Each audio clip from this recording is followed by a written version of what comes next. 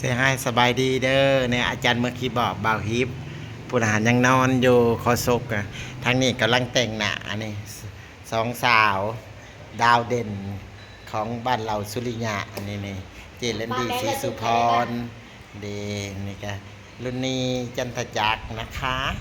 อ่ากำลังเริ่มอันแบบว่าแต่งองค์ทรงเครื่องว่าสิมาในอันสุดใดเมื่อนี้หาระวงย้อนยกที่เกิดหรือสิดับก็เป็นย้อนนะทั้งนั่งทั้งสองนะทั้งสองคนนี่แหละสิได้แขกได้คนร้ายได้แขกหน่อยได้แขกร้ายก็แมนสองคนนี่นะจ๊ะทำไมเห็นนะคะนางเอกขอยอมนี่ก็ยอมมาดีแล้วสาดนางไ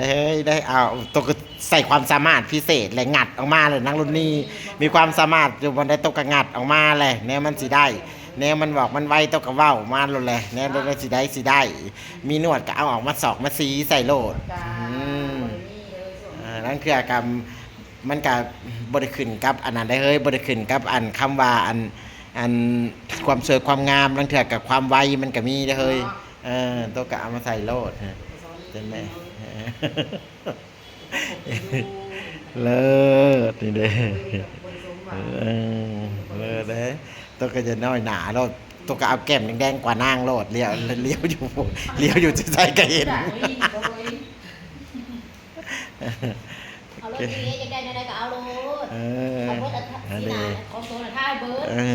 นั่นที่เขาเห็นแก้มตัวแดงกว่านางเขาก็เอาโตเลยนั่งรุ่นนี้ใส่พ่อไว้ในแก้มใส่เลยโอเคจ้า